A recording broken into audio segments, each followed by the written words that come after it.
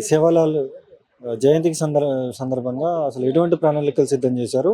తెలంగాణ రాష్ట్ర వ్యాప్తంగా కూడా సమరాలు నడపాలంటూ కూడా పిలుపునిచ్చిన పరిస్థితి ఉంది. ఎట్లా చూస్తున్నారు? సంత్ సేవలాల్ మహారాజ్ గారు బంజారాల ఆరాధ్య దైవం. ఆయన 287వ జయంతి కార్యక్రమాన్ని తెలంగాణ భవన్లో జరపడం కోసం గౌరవ మాజీ మంత్రి వర్యులు సత్యవతి రాథోడ్ గారి ఆధ్వర్యంలో మా బంజారా జాతి నేతలందరూ కూడా ఇప్పుడే ప్రెస్ మీట్ పెట్టి జాతికి పిలిపియడం జరిగింది. తెలంగాణ రాష్ట్రం సిద్ధించక ముందు గౌరవనీయులు కేసీఆర్ గారు ఇదే తెలంగాణ భవన్లో సంత్ సేవలాల్ మహారాజ్ గారి జయంతి ఉత్సవాలు జరుపుకుంటూ తెలంగాణ స్వరాష్ట్రం సిద్ధిస్తే సేవలాల్ మహారాజ్ గారి జయంతిని అధికారికంగా నిర్వహిస్తా, అన్ని జిల్లాలకు కూడా నిధులు మంజూరు చేస్తారని చెప్పి వారు ఏదైతే మాట ఇచ్చారో ఆ మాట ప్రకారం తెలంగాణ రాష్ట్రం రాగానే సంత్ సేవలాల్ గారి యొక్క జయంతిని భారతదేశంలో మొట్టమొదటిసారిగా అధికారికంగా నిర్వహించిన ఏకైక ముఖ్యమంత్రి గౌరవనీయులు కేసీఆర్ గారు. వారు అంతేకాకుండా మొత్తం హైదరాబాద్ మహానగరంలో సేవలాల్ మహారాజ్ గారు నడియాడిన బంజారా హిల్స్లో, ఆ రోజు బంజారాలు నివసించిన బంజారా హిల్స్లోనే సేవలాల్ బంజారా భవనాన్ని, కొమరం భీం ఆదివాసీ భవనాన్ని నిర్మించి బంజారా జాతికి అంకితం చేయడం జరిగింది. అలాంటి కార్యక్రమాన్ని దేశవ్యాప్తంగా ఫిబ్రవరి 15వ తారీఖు ఆయన జయంతిని జరుపుకుంటారు.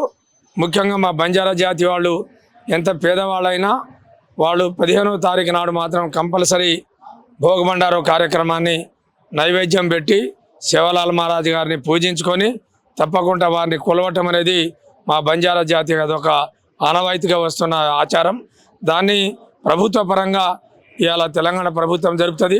అట్లాగే తెలంగాణ భవన్లో కూడా భారత రాష్ట్ర సమితి తరఫున మా గిరిజన నాయకులందరం కలిసి సేవలాల్ మహారాజ్ యొక్క జయంతి ఉత్సవాల్ని భారీ ఎత్తున ఇక్కడ నిర్వహించి మొత్తం రాష్ట్ర వ్యాప్తంగా కూడా అన్ని జిల్లాల్లో అన్ని ప్రాంతాల్లో కూడా ఈ కార్యక్రమాలు నిర్వహించడం కోసం పిలిపివ్వడం జరిగింది. సేవలాల్ మహారాజ్ ఈ యొక్క బంజారా జాతిని చెల్లా చెదురుగున్న జాతిని ఐకమత్యం చేయడం కోసం దేశవ్యాప్తంగా వాళ్ళకి చదువుకోవాలని, జ్ఞానం సంపాదించాలని, ఐకమత్యంగా బతకాలని చెప్పి ఇవాళ జ్ఞాన్ కరో, ధ్యాన్ కరో, ధరం కరో అనే ఒక నినాదంతో సేవలాల్ మహారాజ్ భారతదేశ వ్యాప్తంగా ఆయన ఎక్కడెక్కడైతే నడియాడిండో ఆ ప్రాంతంలోని ఇవాళ జాతీయ రహదారులు కూడా ఏర్పడ్డాయి.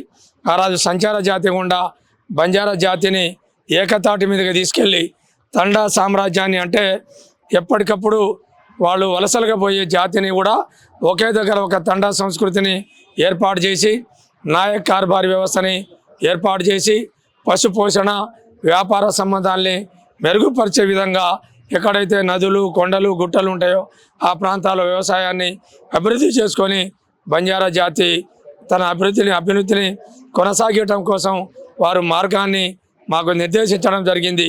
ఆయన అడుగుజాడల్లోనే యావత్ బంజారా జాతి నడుచుకుంటూ వారిని ఆరాధ్య దైవంగా కొనియాడుతూ ఇలా బంజారా జాతి సేవలాల్ మహారాజ్ గారి యొక్క 287వ జయంతి కార్యక్రమాల్ని తెలంగాణ భవన్లో నిర్వహించడం కోసం మొత్తం సన్నద్ధంగా ఉన్నాం.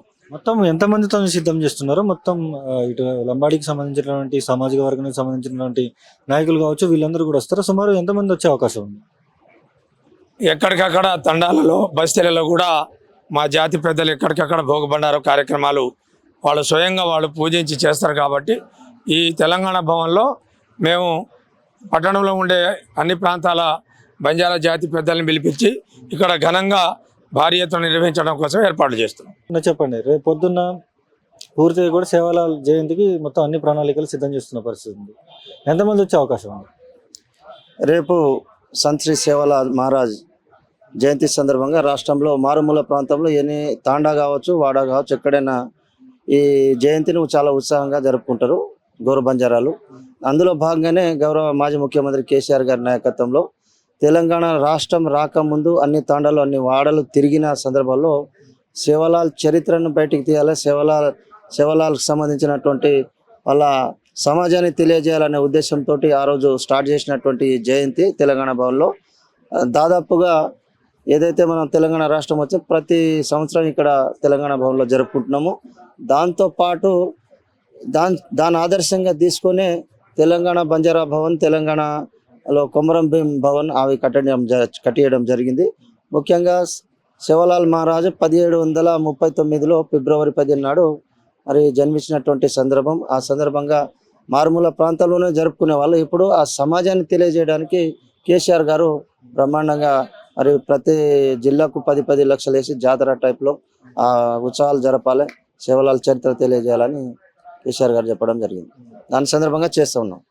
అయితే పూర్తిగా కూడా ఈ తెలంగాణ భవన్లో చాలా మంది వస్తారంటూ కూడా మాట్లాడుతున్న పరిస్థితి ఉంది. మీరు కూడా ఎంతసేపు ఆ, మాజీ మంత్రి కావచ్చు, లేకపోతే మీరు కావచ్చు, మీరందరూ కూడా మాట్లాడిన సందర్భం ఉంది. ఇక్కడ చూసుకుంటేనేమో ఆదివాసీ సంఘాల నాయకులు వీళ్ళు అసలు బంజారాలు, వీళ్ళు అసలు ఎస్టీలే కాదంటూ కూడా వాళ్ళు కోర్టులో కేసు వేసిన పరిస్థితి ఉంది. అదేవిధంగా అసలు వీళ్ళు ఎస్టీలే కాదంటూ కూడా మాట్లాడిన సందర్భం ఉంది. ఎట్లా చూస్తారు? మా ఆదివాసీ సోదరులకు నేను విజ్ఞప్తి ఏంటంటే, ఏదైతే సమాజంలో కల్చరు, సంస్కృతి, సాంప్రదాయం, పండుగలు, పంపం ఏదైతే ఉంటుందో అది సమాజానికి, గ్రామానికి దూరం ఉన్న నివసిస్తున్నట్టు ప్రతి లంబాడ సోదరులు ఖచ్చితంగా వాళ్ళు బంజారాల కిందికి వస్తారు, గిరిజనుల కిందికే వస్తారు. మా సాంప్రదాయం వేరే, మా పండుగలు, మా దేవతలు వేరే, మా అంటే పెళ్లి చేసుకునే సాంప్రదాయం అన్ని రకాలుగా చూసుకుంటే మా భాష, వేషాధారణ అన్నీ వేరే. కాబట్టి ఖచ్చితంగా మేము ఆ రోజు మన ఏదైతే 73లో మాకు ఏదైతే ఎస్టీ జాబితాలో చేర్చారో అంతకంటే ముందే లంబాడీలు. కాకపోతే మన గుర్తింపు లేక మన సంచార జాతులుగా మనం దాంట్లో ఉన్నాం. అంతేగాని మేము బంజారాలు కాదు, వీళ్ళు గిరిజనులు కాదు అనుకుంటే అది కాదు కదా. అది చట్టంలో అట్లా ఒప్పుకోద్దు. మనం రాజ్యాంగంలో అమెండ్మెంట్ జరిగేటప్పుడు ఆల్రెడీ అన్ని కోణాల నుంచి ఆలోచన చేసి, అన్ని కోణాల నుంచి విధానాన్ని ఆలోచన చేసి బంజారాలను, లంబాడి జాతులను ఎస్టీ జాబితాలో చేర్చారు. ఇప్పుడు కాదని మీరు చెప్తే కాదు కదా, అది తప్పు అని నేను భావిస్తాను. కాంగ్రెస్ పార్టీ కుట్ర అంటూ కూడా చాలా మంది మాట్లాడుతూ ఉన్నారు. వాస్తవం అంటారా? ఇది 100%. ఎందుకంటే ఇప్పుడు ఉన్నటువంటి ముఖ్యమంత్రి రేవంత్ రెడ్డి అమలు కాని హామీలు చాలా ఇచ్చిండు. ఆయన ఒక అబద్ధాన్ని 10 సార్లు అబద్ధం చేసి అధికారంలో వచ్చిండు.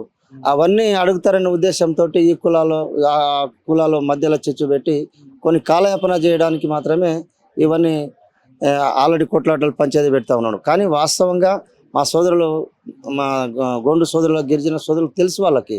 వీళ్ళు లంబాడాలు ఈ రోజు నుంచి కాదు, ఆ రోజు నుంచి కలిసిమెలిసి ఉన్నాం. ఇప్పుడు ఈయన వచ్చినాకనే వీళ్ళు బంజారాలు లంబాడాలు మా వాళ్ళు గారు అని చెప్పడం అది కరెక్ట్ కాదని భావిస్తున్నాను.